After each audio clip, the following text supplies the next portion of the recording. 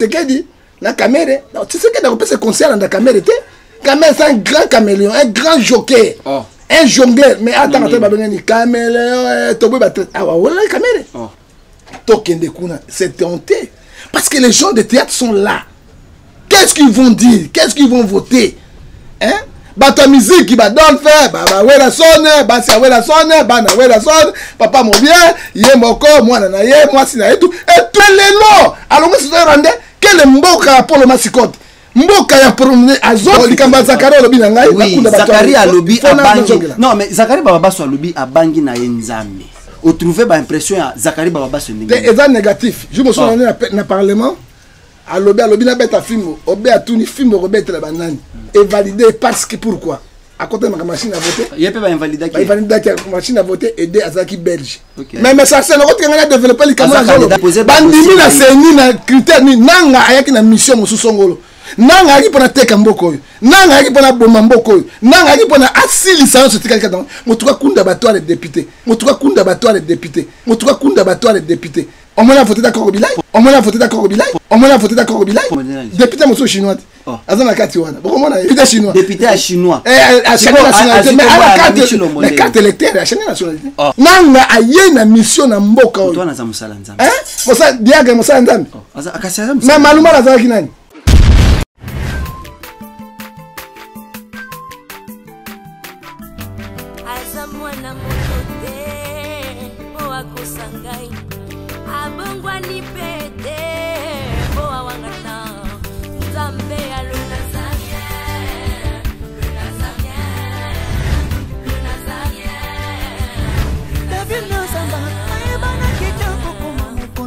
La démission est belée, la landara tout ça, donc félicitations. 5 ans déjà, Eza est belé, les Nazaréens, parce que avoir une structure et tenir ne fût-ce que 3 mois, il n'y a pas en bas. Eza li pendant moi en bâté. Moi, ce que je vous demanderais, enfin, ce que je souhaiterais, Eza que Bokine Lissous. Maman Tiffany, chapeau bas. Je sais que c'est dur, mais continue.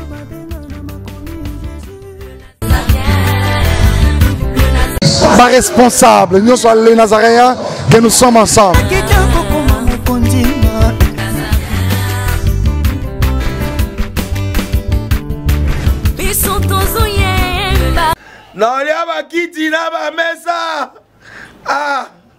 Atanya ukondoko namona yo nachayo na mwamba na minito na kata pena katikata saki ya fufu.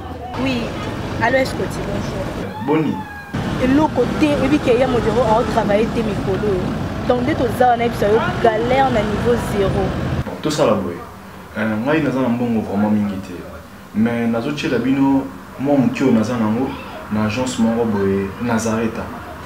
C'est du sérieux. Oh.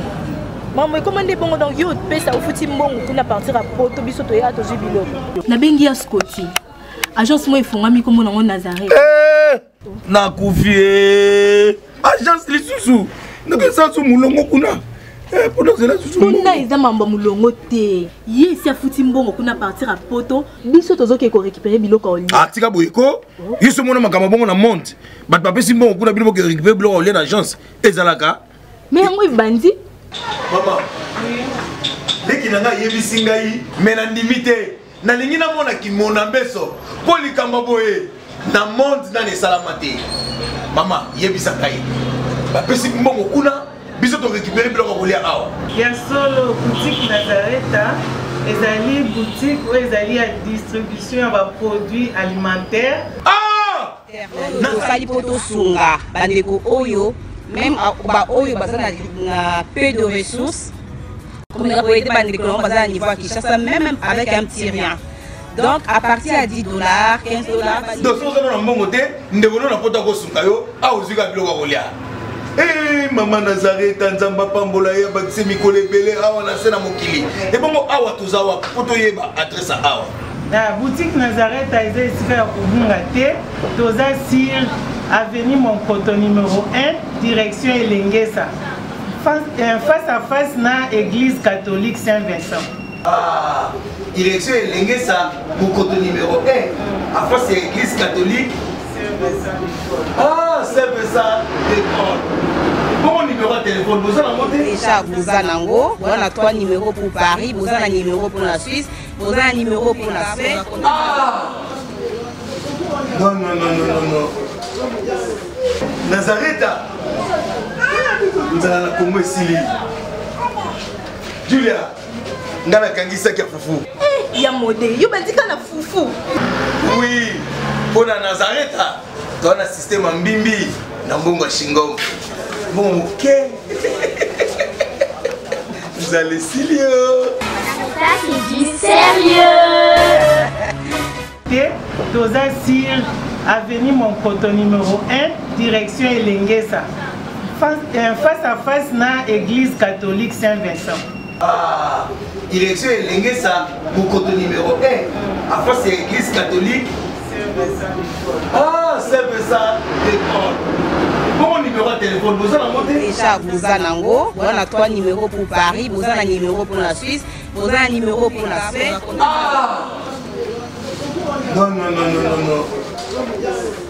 Nazareth, vous allez la Congo Sili.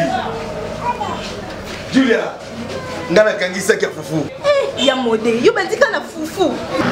Oui, pour la Nazareth, tu as un système en bimbi, dans Bongo Shingo.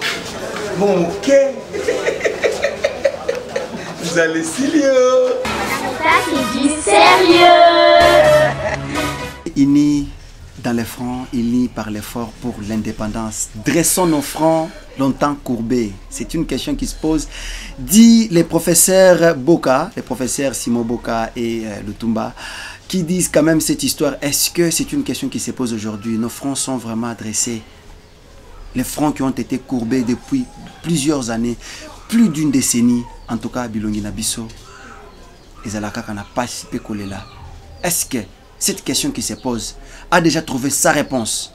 Bonjour, bonsoir, cela dépend de l'heure à laquelle vous allez nous capter chez vous, à la maison. Vous êtes partout dans le monde, dans tous les 5 continents. Aux Ana Steak Texas, aux Ana Feyland, aux Ana Kuala Lumpur. Vous nous suivez là-bas à Nairobi, Bozo Landabiso, Boza Ebele na Kananga. Vous nous suivez à Chikapa, pourquoi pas à Lubumbashi, Bandeko ya Kenya, Beni, Maniema. Vous nous suivez partout, vraiment à Kinshasa et na Congo. Tepe Sibinombo, te pambate ma soleuse à Mboka ya Bana Congo.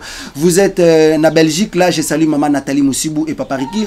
Boza na États-Unis, je vois Tanti Naikab, je vois aussi maman Animadi. Je salue ma soeur Marlène Bouilly depuis Afrique du Sud. Nous sommes aujourd'hui sur ce plateau avec un homme de Dieu, c'est un prophète du peuple. Moi je l'ai toujours appelé comme ça, mais avant tout, tika ete kimia na koleza na mabota na bino to zongima muke na technique. On se retrouve na spot oyo ya Madame Tiffany Mokwa après la pub.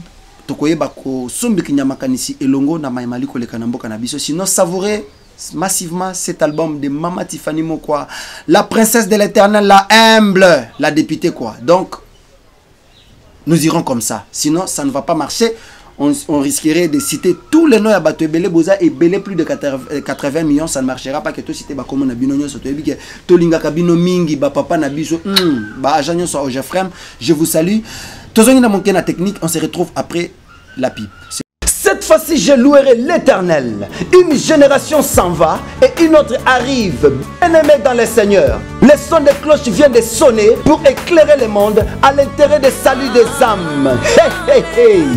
Les Nazaréens Productions vous présentent la princesse de l'Éternel Tiffany Mokwa dans l'album Trône en featuring avec le pasteur Henri Papa Mouladia et le frère Billy Bilomba avec des chansons comme Kembo Alléluia Osana na Yahweh Oezo matanga na motema ezebele Yango na yebisiyo Dajana et les 4 êtres vivants disaient Amen, Alléluia, Amen, Amen, Amen.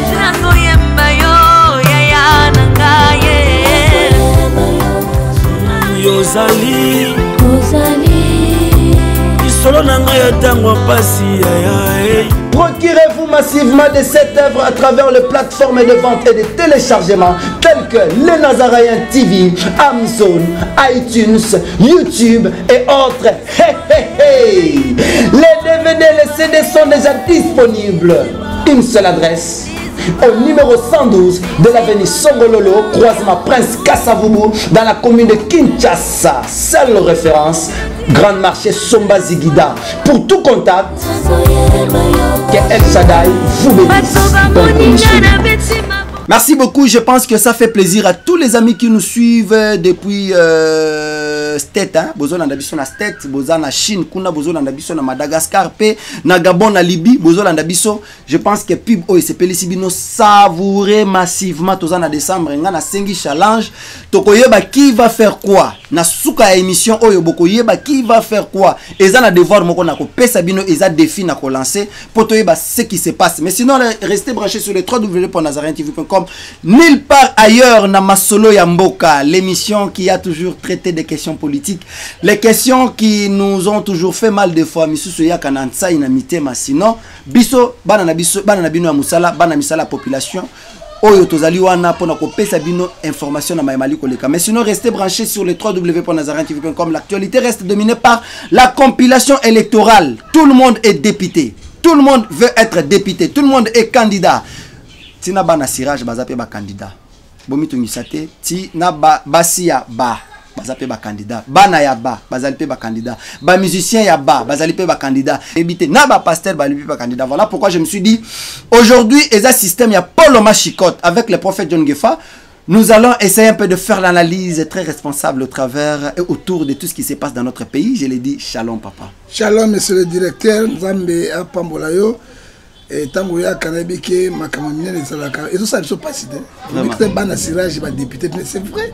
Quelle sorte de pays monsieur le directeur? Et bon Mambé. Hein? Merci beaucoup, prophète John Gefa, très bien habillé le lot. Merci. Moi, na Congo, mais au lati drapeau, ozo qui m'a drapeau à Congo, mais prophète du peuple vrai. Tenazali, Kabila Gasinga, so yo pesanga olata mo chango. Oya ngana ochana litamba. Oh ya mama Tifana lobi oyo mboka, masolo ya mboka, drapeau na yango. Mama Nathalie, masolo ya mboka yango. Marlène Mboui, masolo ya mboka yango. Na c'était yango, mais quand même na pena drapeau mboka te. Jaune yango, bleu yango. Na moni lelo kimi couleur ya fibo, banda borataki coupe.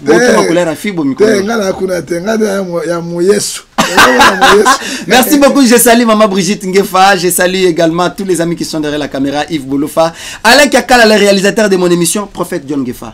Enfin, album à Trône et Bimi, au Olanda Spot, Olandi clip Wana ya Trône, Nzembo ya Kembo, Oya Imbina frère Billy, certes Tiffany Moko a lancé l'album. Impressionne les amis. Non, impressionne la bague na certes Tiffany, au côté de ma gégete. C'est un principe, parce que la musique est en latine. Oyo qui gagne dans Nzembo te. Gagne dans Nzembo te. Na baki swap na bilo ko bonga bana Nzambe mitema. Et puis à l'endroit qui ba critère mozali message qui toko trône Nzambe ezo lokumu. To kontenir trône Nzambe, de mona au kontenir Nzambe. Mais trône ya mokili ezali ya Satan, to mona Nzambe te. Alors il est impeccable pour les sabana na pila sanga batutu basomba yango basomba yango ngai maokutu na ko somba na ko belé pour ko pesa bana Nzambe ba et na tango yo tango bazoyoka et ça bango mama lembo ça va bien. Merci beaucoup, je vous invite quand même de savourer cet album et beau savourer vraiment yango massivement beau somba yango pardon beau somba nga na devoir na ko pesa de nazo lancer défi. Hein? Nazo lancé des films. Mais sinon, Toza Kunate, ezali juste information, hein? Information Tozo Pesabino, Mama Tiffany a lancé album Trône sur le marché. 3 titres. Premier titre à l'ensemble déjà, Kembo, Aemina frère Billy Fitch. Deuxième clip, Toko l'ensemble Eza Ozali avec le pasteur Henri Papa Mouladia. Troisième clip à Yembi Moko. Alléluia, Amen. Amen. Sinon, nous avons un problème, une question qui fait très mal dans nos cœurs, qui fait que Bilongi Nabiso est à l'adresse. C'était comme Papa Lutumba na Pierre Boka, Balobaka, que dressons nos fronts longtemps courbés. Est-ce qu'aujourd'hui, nos fronts sont vraiment dressés ou ça reste toujours courbé? 11-11. Et comme Amina Bilongi Nabiso Awa. Pourquoi seulement à RDC? C'est avec le prophète John Gefa que nous essayerons un peu de faire cette analyse. Koyeba d'abord, prophète John Gefa, kakane to bandako loba, bana sirage ba député, ba candidat.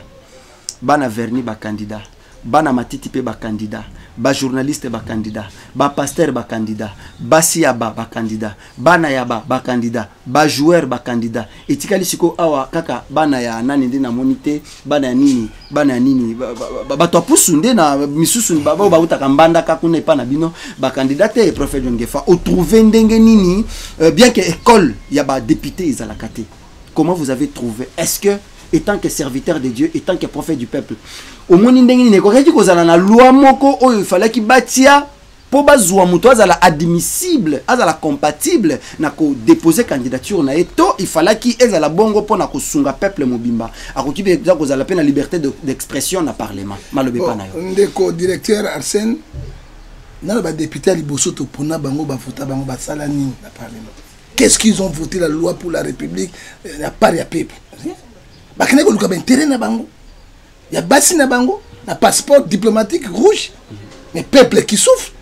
Au contraire, on va kende liboso. Pour na kota mutuna na yo, ba loi na bango ne pona. Ko pesa ba loi, ya ko sauvegarder ba généraux, président de la République, premier ministre, ba gouverneur, la autorité, mais loi ya peuple résulté. Alors, ya mi balé, boy ba kende liboso. Et l'eau qu'on y avantage, oyo ba sala pour attaquer peuple quand ça va. Pardon, balobi loi ya peuple quand même, balobi garantie locative. Ba voter loi garantie locative donc pour la banda ko ba loyer abatoko fanda 3 mois. Papa maison commerciale 6 mois. Papa monsieur Arsène lelo za ba suivité. Ba ko sa moi loi yango suivre ça te ndako garantie locative za 10 mois. To mona ki pe baba er botombo ka. Baba er batombuka ezaka eloko moko ça limité. Parce que bango ana bandako, bango moko bana makambo na bango, na ba bis na bango, moyen ba pesa loi moko est efficace et c'est la suivi ne basaki bano ya bojana wa ezalité. Et c'est pour les lois. Peuple a se retrouvé. Loko la boy batikali. Ba yebi na parlement ya zangatina. Parlement za mibe côté. Parlement bazora $12,000 dupe le pango na ba motion na bango 50,000. Un parlement on a monde na mona taba quoi ça ministre mon côté pendant 19 ans de pouvoir. On va ministre pas mbongo, ba président pas mbongo, ba garde aussi sénateur à mon côté à cause ya mbongo. Tant bango ba timbeli. Ils ont dit diamant na bujima. Ba tout na bujima, ba tout na bujima ko diamant. Tant diamant quoi qui ba bimi na bango. Tokende kuna, c'est honté parce que les gens de théâtre sont là. Qu'est-ce qu'ils vont dire? Qu'est-ce qu'ils vont voter? Hein? Bata musique qui va donner faire baba wera sonne basi wera sonne bana wera sonne papa mon bien yé moko moi na yé moi sina et tout le monde est-ce que ezali anti valeur ceux qui ba wera sonne ba koti na parlement papa ezali anti pour défendre ba projet culturel ezali mabe na lobby ce sont les anti valeurs pourquoi oyi ba député ce sont les hommes d'état un député belge soka yé awa kuta ba ministre bazo lenga na un député français un député américain. Parce que ayebi miloko oya koloba ko défendre quand na bango moto ka ko bilia député batini na parlement européen akoloba nini na tuni nono eza soni ya mbo koko bilai akoloba nini moto ka wela son lingala ya lingala oya malamu yebi koloba te français na yoka été qu'est-ce qu'il va défendre mais na parlement balobi ke ba langue nyonso nationale les a permis atana papa langue nationale les a tiluba mais tout dans le monde modernisé non tolobi dans le monde moko modernisé ta na français yezo bana lingala ezo minimiser mais non bayaka na campagne bazo sala na lingala mais tant balaka mongo balaka na français mais pona na campagne basala na papa tolingi batu ya valeur ba kota kuna ba député akala loko do ba Yves Mobani so ka za ono ndimi un candidat na yo candidat na pas exemple bon comprendre candidat na ngaite fa pesa ka ba candidat ka boya na bi ba député okwa ba Moïse Katumbi tango basalaki akomi député akomi gouverneur to moni misala ba député lokola ba kunde batware kunda batware kunda batware député numéro 50 na comme docteur Biziruku kunda qui a tué qui a violé qui mais tango bakanga qui akimaki na kasinde bajara ba gite boboy ba wera na Adolphe kunda akei akimi na Rwanda ba iba extrader kunda qu'est-ce que Kagame dit non azali citoyen rwandais mais les lots alors que citoyen rwandais quel mboka pour le mascotte mboka ya promener azongi la bombe batware bandimie na seni a déposer bandimie na seni na critère ni nanga ayaki na mission mosusongolo nanga aki pona teka mboko oyo nanga aki pona boma mboko oyo nanga aki pona asilisa yo sotika kata motuka kunda bato les députés hein on m'a voté d'accord bilai prophète John Gefa na habité mais eza mama mingi corner nanga aza diacre taza musala nzambe musala aliko sala pona ni bolingi kaka andima obino bo aliko sala leadership elingi koloba mutu pe akoki leader akoki pe kozala charisme kolanda penza vision na pe ba objectif ne assassiner alobi la présence de la république ba pesa ki ba loi na ba critère ba Jean Pierre Balongwe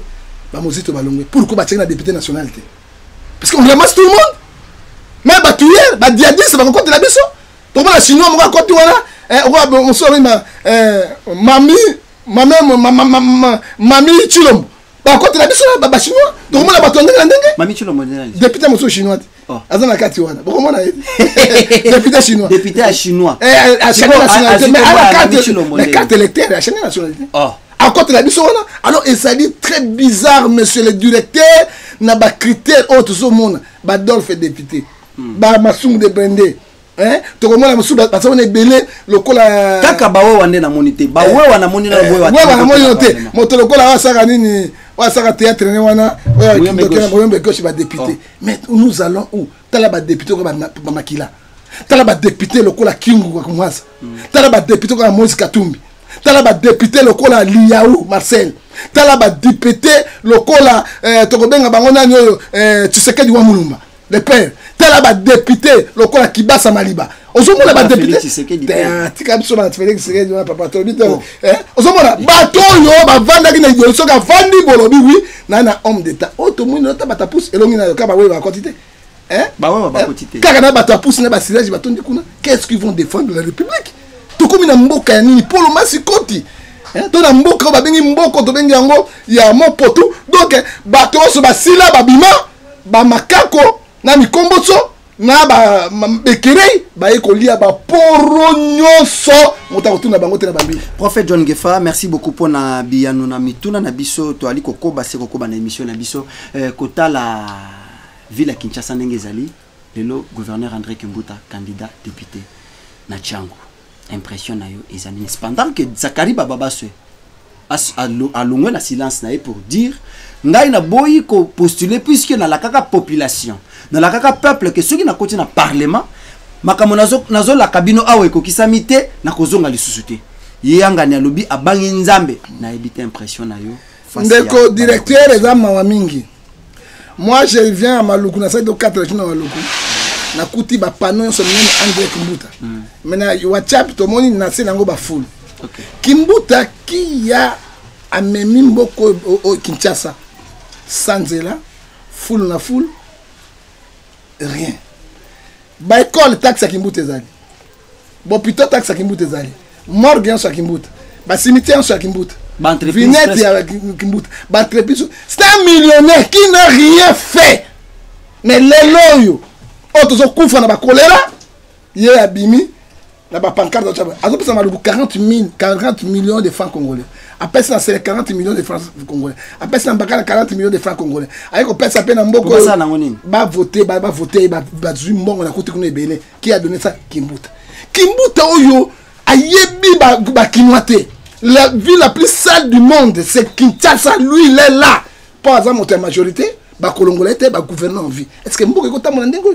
ba ko voter Kimbuta pas ça pour ba voter Kimbuta pas ça la lobby nini parce que akoto ba gouverner a dit quoi na gouverner professeur akotia Cyprien na akona provincial ba voter akoto na gouverner pas bi circuit ya mbongo ba gouverner ba ça pour ça la lobby nini ezama wa mingi tala gouverner kwa Moïse Katumbi regarde comme il a construit a construit Katanga même à quel lelo atikali na matete ba Katanga so il est homme fort parce que a sali yango c'est lui qui a construit Katanga la ville moderne Moïse Katumbi tanga salaki gouverneur to salaki aw bazo tinda ba mbongo ba mbongo ba don na Mbandaka je l'ai vu na Kivu je l'ai vu na Kasai mais avec premier ministre était mais motonné on a comme président de la République on peut accepter tokoi kondima tokoi ko pesa tokoi ko futa parce que quand même avec l'idéologie on y a kotombo na mboka mais ba Kimbuta lelo azonga sous gouverneur pour souka na gouverneur a ko ça député te souka na gouverneur pour aboter la batonine et mon mboka ya mo Kimbuta gouverneur député moi si naye député moi na naye député hein bana ka député papa toke wapi Mais kasi toujours kende wapi ezate décentralisation au pouvoir. Mais décentralisation au pouvoir toujours kende wapi. Ali toujours kende katinyango. Il faut mettre les gens au bako changer quelque chose. Moïse accueille mais gouverneur est simon ba ni puis ça continuer à Moïse. Nous voyons à Kakatanga, il faut que l'oba. Alors ça va continuer à Moïse c'est ça. Mais on a bien posé notre MP, il y a FCC, vous avez une Zambie. Tu peux faire ce que tu veux, tu prends l'argent 40 millions. On a la société. On tient à Koulouna, on conseille la société. On tient à Bano, il va s'amuser. Et si la carte n'a rien. Merci beaucoup, prophète John Gefa. Mais sinon, restez branchés sur les 3 Nazarien. Est-ce que Obi Nakatanga, Obi Nakatanga, moi je suis la Koulouna. Moi je suis Koulouna pour l'année. Donc, Asili ça va vagabond. Vagabond, Asili Bangon. Il a créé des entreprises. À Tchétché, Bangon, Bamine. Mais ah, qu'est-ce que Kimbuta fait? Qu'est-ce qu'il a fait? Mais il a tellement mis à zone Sabato, va voter quand même aux 4-6. Mon peuple périt par ma connaissance. Merci beaucoup. Mais Namboujuma et Kuna Toyoki que Ngoïka Sanjakangi nani siège à UDPS, prophète John Gefa, impression na yo kota la gouverneur na ba militant à parti Songolo au Bunda. Non, attendi ba policier na yeba longola ba effigie à baninga misusu. Cependant que mon général que je salue, colonel général Kanyama et Kasongo qui a dit ceux qui ba kangi mutu kolongola effigie à moninga na nani ba ko kangaye azana nani ya 2 ans. Mais kokuta policier azo longola effigie ya nani ya candidat Songolo po batia ya pakala na nani ba kangi batoana ba créer trouble ba kangi siège ya UDPS impression les années face à ça. Mais prophète du peuple. Eza pouvoir na bango. Hein? Kasongo asa musala malamu. Par rapport na Kanyama. Hein? Asa musala malamu Kasongo. Eloko malamu toujours lo baté. Hein? Tout le monde qui manifestation il y a opposition na pouvoir. Il est calme professionnel. Mais pourquoi loi électorale ba bato na bato ba libre ko tia ba fiji na bango kolongola ngopona nini? Est-ce que policier est-ce que policier non à la politique? Mais pourquoi on bamba figé? Ça marche déjà dans les réseaux sociaux. Policier comme on bamba pas 2000 francs, 3000 francs. Mboka ngo ndenge nini? Et c'est ngena biso monsieur le directeur mboko il faut un changement de mentalité. Na niveau nyonso. Nous allons mal. Et puis parce que internet et la télévision du monde. Bio ko sanga monde mbazo talango, bazo zo Congo na niveau ni. Bazo Congo na niveau ni. Est-ce que bazali ba adversaire politique, bazali ba ennemi? Non! Ce sont des adversaires politiques. Sur la bango. Monsieur le directeur, merci beaucoup, prophète. Merci beaucoup, prophète John Gefa. Nous sommes en train de courir derrière le temps. Non, oui, Zachary a lobby à Bangi. Non, mais Zachary Baba soit lobby à Bangi na Yenzame. A lobby, prophète John Gefa te yakana kombo atata molimo monsanto. Na boyi na ngai na memangambo. Makamuna kende kina beta fimu na parlement. Na beti yango te ba botolinga yango na Bangi Nzame na boyi ko postuler. Bato oyo ba postuler lisusu ba échouer ba postuler surtout beta bango fimu yango to lobby prophète John Gefa o trouver ba impression ya Zachary Baba Sonninga c'est négatif je me suis donné na parlement à lobby na beta fimu obé a tuni fimu robete la banane je l'ai suivi obé fimu bono robete la banane les fimu robete la yo moko j'ai suivi obé na Zachary il était bouche bée Zachary a monté pouvoir non soit sali boye elle a soutenu le pouvoir. Tant que moni na élection va valider parce que pourquoi? À côté de ma machine à voter. Il y a pas invalider qui. Invalider qui machine à voter aider Azaki belge. OK. Ndé ba valider tant que ba longoli alimi sur ça racheter vers ba peuple. Mais Mabi que Sami Badi banga pas Azalaki na nationalité belge, Azali et Azalaki. Mais ça c'est l'autre qui a développé le Cameroun. Candidat président de la République, candidat de. Mais a renoncé Ango. Azaki belge. Arrête-toi mon méma. Tant Azalaki premier ministre qui belge mais ba retirer Ango nyonso alongola Ango azonga congolais sikoy. Mais Zachary alongola ki Angote. Et puis il y a deux tant que ba valider ça pardon non. C'est que l'homme aura semi-dimensionnel. Galate 6-7. Bazakari batiko ko sabato. Bazakari bazaki bato ba telemela ki makambo ya pati ya mboko. Na dernière minute ngasi po bato bandi maye akende poto avana. Non. Il a servi Kabila. Il a servi gouvernement yo. Mbula belé. Azaki na bango mbongo Zakari azo mbongo yuta. Il na pouvoir. Mbongo Zakari tu ba immeuble wana na pouvoir. Na dernière minute parce que la travailler à Mobutu. Non. Zachary Baba Solobe Azalaki opérateur culturel, a tondi sa bastade, Azalaka chroniqueur, il a gagné son argent d'abord avant comme député. Il était déjà patron avant comme député. Papa, Mbongo. Non, Mbongo Ezalaka na pouvoir. Ezalaka politique. ezala kuna ba Zakari wana te oyoki atika kokosa bato toyiba secret ba Zakari be to ya pona bango oko ba ifali avant na kimia atika kokosa kombo ya Nzambe oyo kokosa kombo ya Nzambe mabebo zo kosala nyonso oyo omoni nga suka bibi c'est ça le problème avant na kimia abanga Nzambe mutabanga Nzambe ba biloko loba nango mutabanga Nzambe je soutiens Kabila les jeunes c'est lui qui parlait non Kabila tout ça c'est lui qui parlait tout le monde le voyait le long de Kabila comme mabe pour ba valider batika koko sabato oyebi somme 111 verset 11 la crainte de Dieu c'est le commencement de la sagesse ozomona batika yango puis Bible lobi dans Lamentation chapitre 3 verset 39 qui donne les choses arrivent ça qu'un éternel donne nzambe asimi mitema mananga de ba déstabiliser avant de kimia mais madame Ananga avant de kimia moi c'est à Corneille nanga zali pe candidate mais oya kenanga kolobata mais c'est directeur asala qui prophète au moni azana parti nini azana FCC to na cash to na nani azaina nani lamuka azaina FCC asale kina ye alekini asale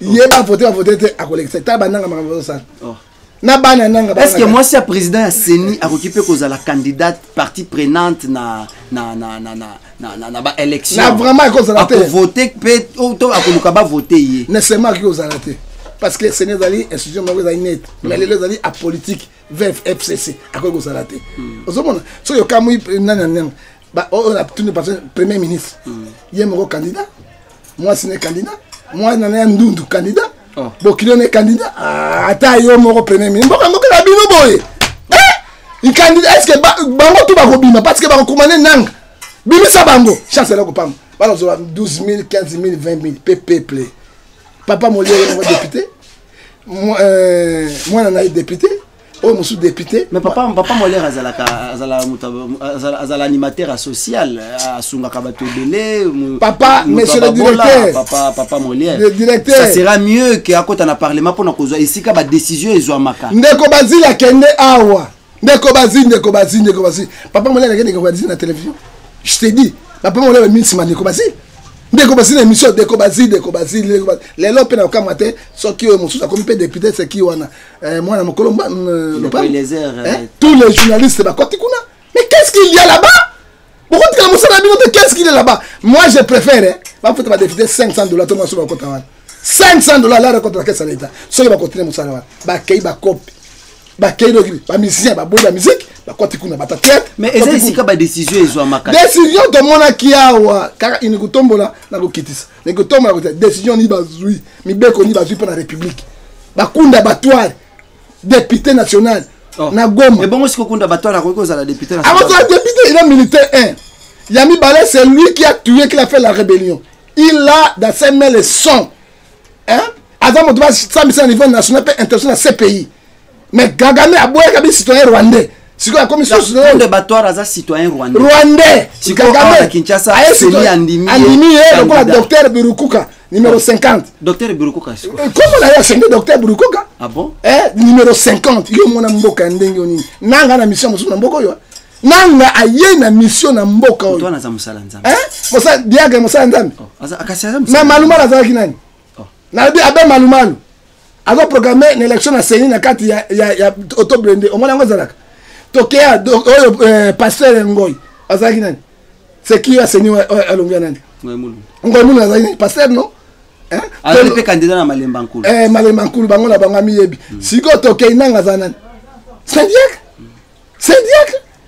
diak ko sama kama ça mais nanga bolobi que l'église catholique ba déceva ki bino na abe malumalu toyeko kendena ba pentecôtiste to bandina nani pasteur Mulunda maintenant là Corneille Nanga siko errerisé pas nani to ke pas protestant so bango na protestant rien ne doit marcher ou bien tozo prophète John Ngefa président Aseni na ba élection ezali ko ya na uzala penda juste na ko banga nsambe na ko zandenga na papa yo kasi na mbongo prophète John maman Brigitte libéré biso prophète John Ngefa prophète du peuple na okota kuna te parce que na ko zala ba kunda ba kotia bango te na ko zala ba critère pas to bon semboka na biso na okota kuna te parce que na ko tia député so ba to ba ko bi ba député na ko tia député te ndenge je ne peux pas le faire na tikali pona prophète du peuple na peuple tout ko souffrir mais auto zo mona lelo ba benga mboka ya toiboyi eza mawa mais c'est directeur. Voilà, prophète John Ngefa, Siko to betana no masolo moi muke ya opposition. Kotala bande ko opposition puisque depuis ma solo opposition e banda kinga no to kutana nte. Na ebité prophète John Ngefa banda ki kokima ngai to nini. Mama Brigitte lelo alobi yaka kanga Ngefa yeyo. Yango bo muninga na ye awa. Bien que basala kina mama Tiffany, mais ngana na moi mituna na nga pona tuna. Prophète John Ngefa obeta katolo awa ke opposition na ndenge basangani 7. Ndenge bazo kende awa na Genève.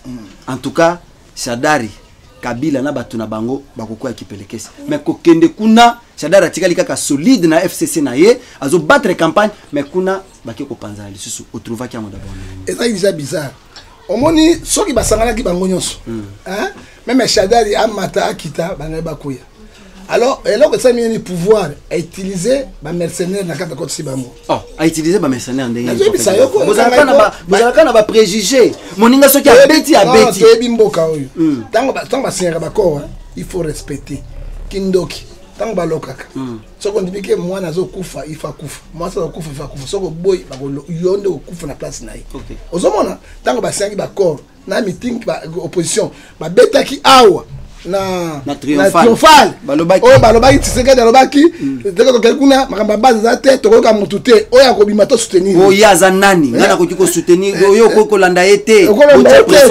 pression ba leader te tokekuna ekeko babenga ngo mayele ya pelengendu lokola bapanzani ba yei sangi baleki côté moko de bakay côté moko alors Tshisekedi na caméra Tshisekedi a repensé concert dans caméra te Kamel c'est un grand caméléon, un grand jockey, un jongleur. Mais attends, caméléon, tu peux battre. Ah ouais, caméléon. Tant que quel résultat et bien. Base boy, base lobby, jamais Félix Tshisekedi a coquille jamais. Mais c'est base boy, pourquoi base boy qui t'a Tshisekedi qui n'est qu'on a pas corté pour lui. Avant qu'il ne a construit ma base. Avant qu'il ne a construit ma base, a construit ma base.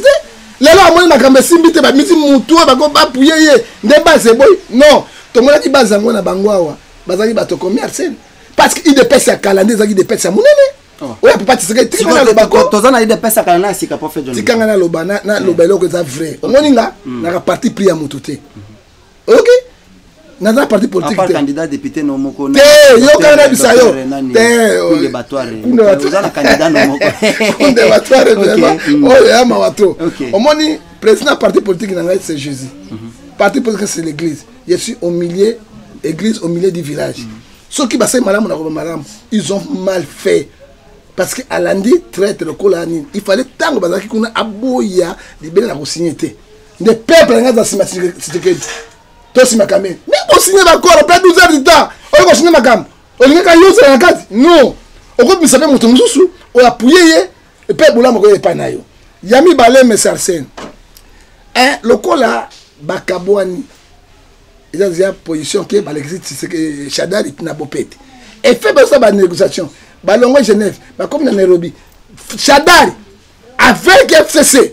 Bazo ça ba campagne na bango. Mais pour ni kaka na ba Nairobi, ba Genève. C'est ça le problème pourquoi quand les bas ba ko sala wa te pour nini? Mbando ke zali, so kene matadi ba hotel bien zali, Lumumbashi hotel bien zali pourquoi na ba Genève. Na ba bomba ba kene te pour nini? Donc bazo la ça y est de mboka na biso ngo nango ezelo côté ndey mindele baleki. Tango ba côté esimbi. Esimbi te. Alors ba bengo haute trahison au basali contre le peuple congolais. Et puis des pèses toujours obéi des pèses. Nous ne refusons pas. Plein va montonyo ce monsieur Arsène. Félix Tshisekedi. Fayoul y plein, Bemba y plein. Tshisekedi y plein, Mototo y plein. Félix Tshisekedi a quitté na Kinshasa lobby prophète John Ngefa. Toyo kanate. Félix Tshisekedi a quitté na Kin. A lobby tango nazalaki kuna na kende kokuta na ebembe papa na ngai na gumba mi na sengi mayele.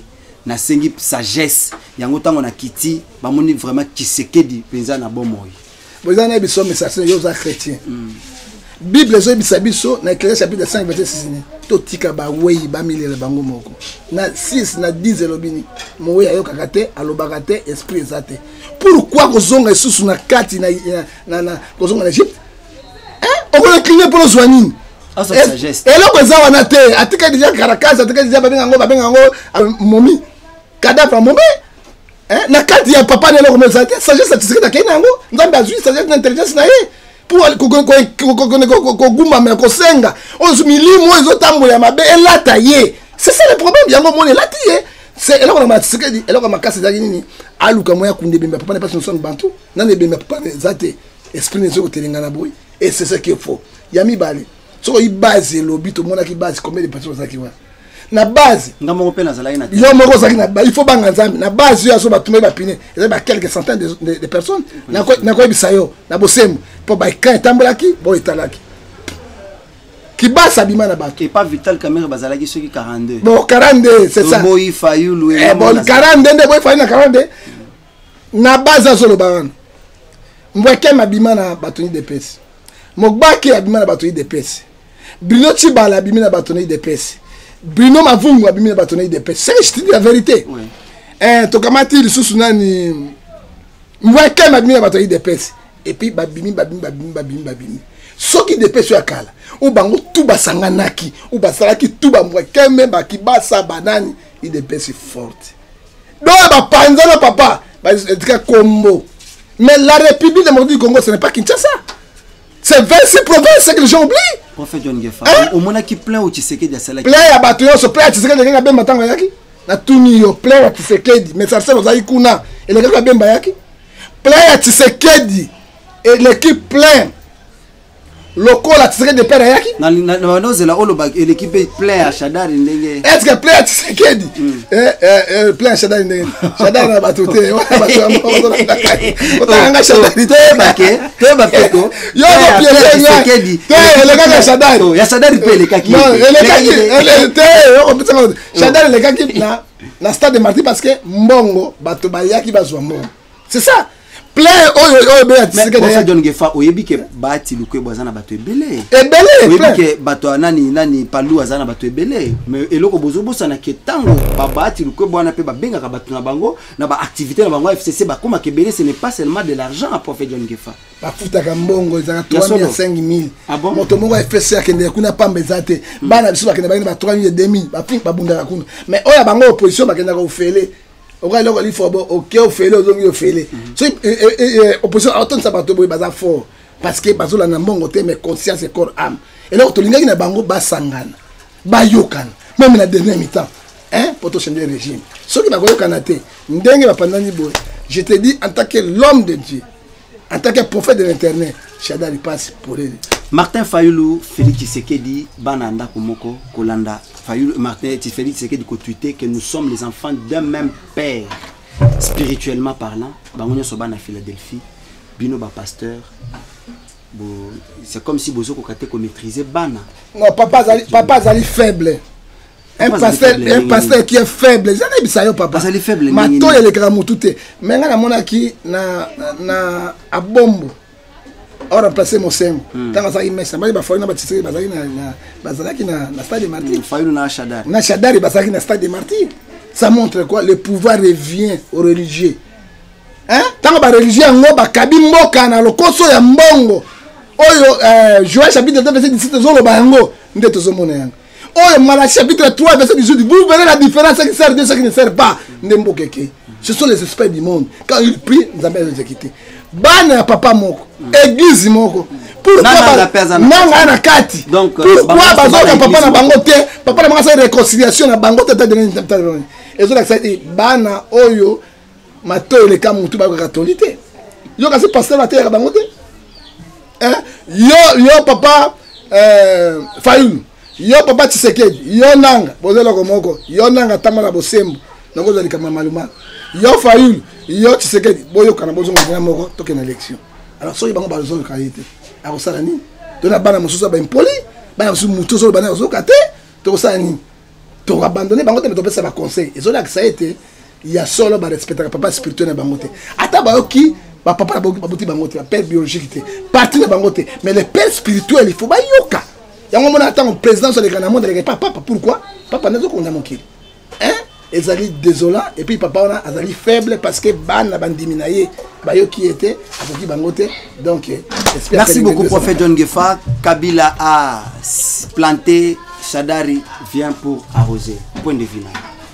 Kabila vient pour arroser le côté Kabila arroser donc Shadari m'a arrosé Kabila si a planté déjà a planté c'est que Shadari a planté là on y a planté il n'y a pas de social monsieur yoka l'évolution modernité zo le bateau tika na ba pancarte monsieur tika na loba Cap Vert émergence tika na loba na yo mboka lokola Éthiopie 2 ans de guerre avec Érythrée 80 000 morts Éthiopie a accès à mer hein Éthiopie a diamant ana or te ana nzete te ana mai te ana pétrole te mais ville modernisée à Addis Abeba ville modernisée à Addis Abeba hein Éthiopie ogara Éthiopie Airlines nde économie Éthiopie ezali makasi mais biso tozana nyonso hein tozana Éthiopie okuta ba métro hein on les na porte de Éthiopie oyo bateau ba hôtel de luxe oyo ezana poto okuta ngana Éthiopie mais au bazali na ni diamant ni or ni quoi ni même passage à mer bazali enclavé hein mais biso tozana nyonso ezo la sanini nous avons les dirigeants ba mité mama B qu'est-ce que Chadali va arroser Chadali a travaillé avec Kabila. Il a travaillé avec Kabila 19 ans de pouvoir. Il a travaillé avec Moselle 3 ans comme gouverneur de Kivu. Leloyo, Kabila Keneye, et là on y a Rosalo Kabila Salité. Hein papa, ils allaient pour passer Chadali. On a passé dans ma casse, c'est souffrance des Congolais. Donc on sorti. Je te dis aujourd'hui, monsieur Arsène, ça c'est aussi plus pire que Kabila. Plus pire que Bopozo. Or que Bopozo va qui a carte à main. Ba changer mboko ba sangana ba dukata mbusu ba tia liboso ba prier mbusu mbusu ba zomboka soki ya changer mboka alors ba teki susu makamboso na pouvoir on va souffrir. Merci beaucoup prophète John Gefa tozo ceux qui sa awa wana masolo na biso Yves Bolofa Okolim Sangana maman Tiffany derrière la caméra je vois Alain Kakala le réalisateur de mon émission je vois maman Mariam Piamé et tous les amis hein ba agent soit au Jeffrem là je vois Papa Moïse Piamé Bayonne, mon papa, big salutations à vous. Pourquoi pas maman Karine Manakessé depuis la France. Maman Brigitte Ngefa, je vous salue aussi, ma maman, de nous avoir offert cette opportunité. C'est à la maison de maman Brigitte que nous tournons cette émission. Prophète John Ngefa, Tokomi na souka masolo na biso. Botiki place lelo na ba député, na ba candidat à la députation nationale, provinciale na à la présidence, ba battre ba campagne na ba église na bino. Yo olobini église na yopé et Jésus déjà candidat ba pesio sac ba sac ya simana ba tol ba tongeli église projet za ndenge ni bana te ngai na go trahir peuple congolais te hein proposition ezali même si parler de 16 personnes qui entrent là-bas pour la corruption les autres vont voter bango ba weba bino alongo na bandal akoma va na mbinza alongo na mbinza akoma na Gombe pas question to trahir mboka te to souffrir longo mais je sais mais belé bazo sala ba campagne na ba église mais ba passer ba peuple bote papa nyoso balandi ba Chadali to landi pena papa Molière auti ko sala campagne na église ba so ba campagne parce que bazo pas na ngai na autoriser en côté parce que na moi sinon des traîtres o ba ko sa eloko moko te hein obi moi so ka lingi ote o pese mbongo so cédé yo lobi lo pe moi ça na boy pe yo lo ba to sala et bazo campagne lelo bazo ne ba ciment wana okoteka mboka pona ciment pona église 5 ans de souffrance 10 ans de souffrance kongo ko bimazat to ebeli bango pona ngai pa na ngai pasteur ya kiawa na bagi pas question motomo politique à côté de l'église tous à la souffrance mais somme 34 20 les malais attendent du jour de Jésus mais c'est bonjour Dieu les délivre mais bango ba candidat na députation baza ba frère ba miso baza ba diacre ba miso baza ba frère ba botama na ba église ba kol na ba église aujourd'hui bazo ba akoki baza pe ba candidat ils ont des ambitions politiques pour aider leur nation. Qu'est-ce qui peut les empêcher aujourd'hui nazamwana na ya église oza papa nanga molimo au baptisé naza pe na moi chance wana grâce wana ya kosalela mboka nanga c'est que papa nanga ko voter ngai te non to ko ya te ko conscientiser te masque no ba voter o ya biso mwana mais ça c'est ozo ba biloko moko parce que net oza na Congo te ozo souffrir na biso elongo ozo ba ngo oza na Congo te c'est juste question na tout ni question ya mala biso eza ndenge moko to ko voter bango est-ce que ba okende ba ko sala changement moko ya ba loi ya mboka na biso. C'est ça le problème. C'est ça le problème. Nous ne refusons pas. Et dans l'opinion, l'homme est libre de faire ce qu'il veut. Hein? Est-ce que. Donc, quand on n'a pas tout le monde, c'est ça le problème. Si on a un madame, tu vas voter. Mais il n'y a pas de peuple. Tu vas voter. Mais on va faire ça de l'autre côté. Bon, il y a des gens qui pauvreté. Qu'est-ce qu'ils vont faire? Il y a bien peuple ratarata. Naebi que Maman Tiffany a son kabiso na kokoti sa idéologie à vrai ou faux. C'est quoi prophète John Gefa au la caméra? Attends caméra. Tozana des questions à Pamba. Merci beaucoup. Le vrai, to le faux. Merci beaucoup. Vrai ou faux, prophète John Gefa, Chadari sera élu président de la République. Vrai. Merci beaucoup. Vrai ou faux? Vital Kamerhe et Félix Tshisekedi baza batuya FCC. Vrai. Oh. Merci beaucoup, très chers fidèles internautes. Eza télévision Zalingonga, ce sont des questions que moi j'ai juste posées pour la koyeba ce qui se passe. Mais prophète John Gefa, vrai ou faux Fayoulou Azalipe Mutuya FCC? Non. Oh, faux. Candidat non si na présidentielle pour soutenir nan. Tozana Fachi vite. Tozana non non la vérité. Tozana moi na Congo. Tozana Martin Fayoulou. Tozana Emmanuel Ramazani Shadari. Oko voter nan. Fayoulou pas ça changement. Ah, on voter Fayoulou. Merci beaucoup prophète John Gefa, mais Kobo Sanate Trifon Kinke Mulumba Alandi Félix Tshisekedi. Kobo Sanate donc côté à Nani Achadari bazo perdre mitou. Trifon Kinke Mulumba c'est un professeur. Alongo kuna ake koto. Ah ça le roté. Merci beaucoup très cher fidèle internaute. Prophète John Gefa le basuka. Il ba suka. Soki to linga Congo, to sauver Congo. Soki to za muru ya Congo ya solo, to tia batu na place qu'il faut. Tout ça va aventure. C'est une grande nation. Et go kende kaka boyde. Oui, Israël a kende na ba Israël na 1998 48 de koma geta. Ba juif nyonso ba kende ki libanda nde basangana ki lelo mona Israël et puis capitale ezongi na Jérusalem. Et donc na Tel Aviv comme na Jérusalem. Et ça ba temps prophétique. Congo eza nzambe. Congo nzambe biso richesse nyonso. Mais les dirigeants ba yei et donc ba paya Bangi bazwa Congo, ba bebisa Congo. Mais moi dans ce Congo, il faut prier. On le bela comme ba djihadiste ba côté, ba djihadiste bazalia. Pourquoi les Américains ba ambassade d'Amérique? Et ça si fort. Ça dit que quelque chose ça va passer au Congo.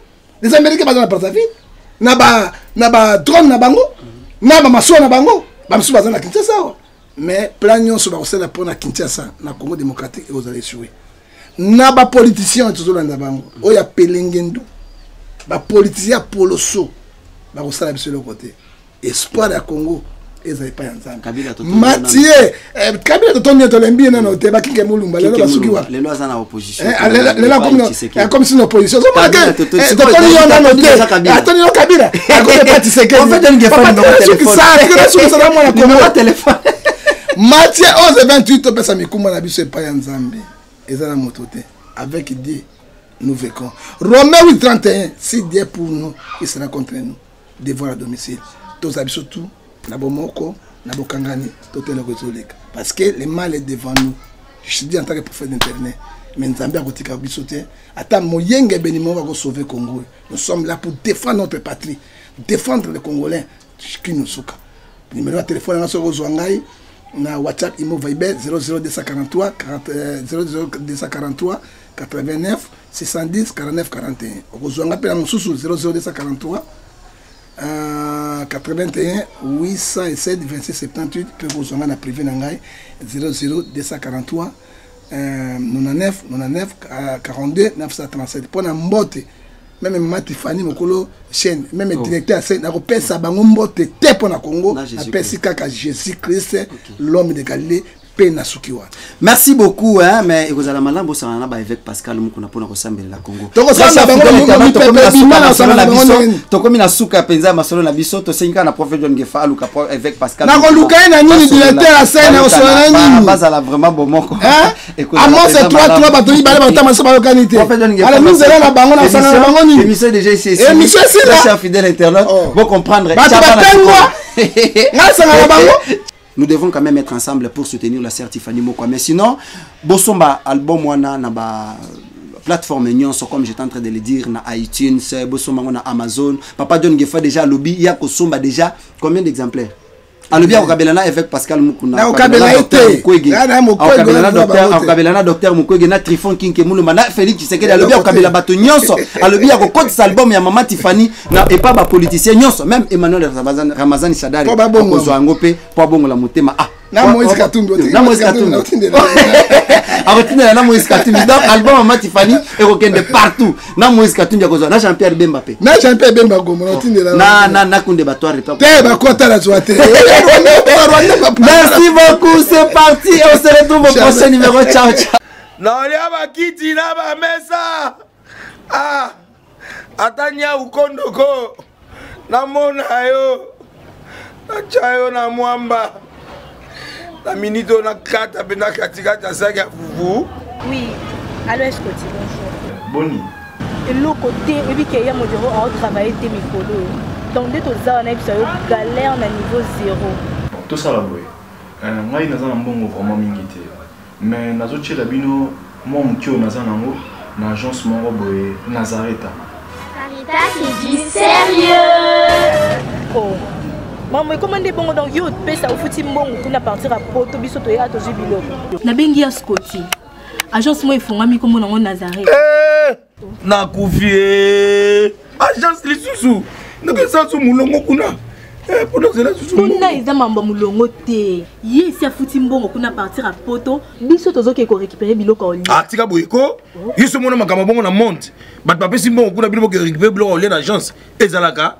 Mais yango ibandi. Maman.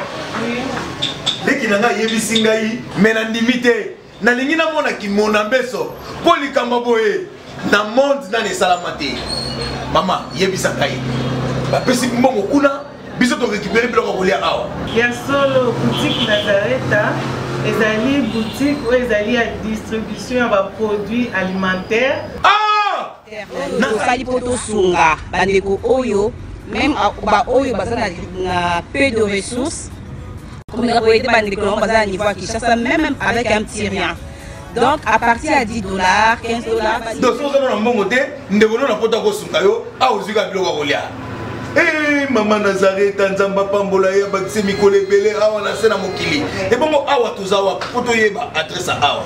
La boutique Nazareta est ici à Obungate, toza sur avenue Monkoto numéro 1, direction Elengesa. Face à face na église catholique Saint-Vincent. Ah, direction Elengesa, Monkoto numéro 1, à face de l'église catholique Ah, c'est ça, l'école. Bon numéro de téléphone, vous avez monté déjà, vous avez on a 3 numéros pour Paris, vous avez un numéro pour la Suisse, vous avez un numéro pour la Suède. Ah non, non, non, non, non, non. Nazareta, vous allez la Congo Sili. Julia, ngana kangisa kia fufu. Eh, ya modé, yo bandika na fufu. Oui, pour la Nazareta, tu as un système en bimbi, dans Bongo Shingo. Bon, ok. Vous allez sérieux. Ça c'est du sérieux. Aza mwana moto te po akosangai abongwani pete po awangana Nzambe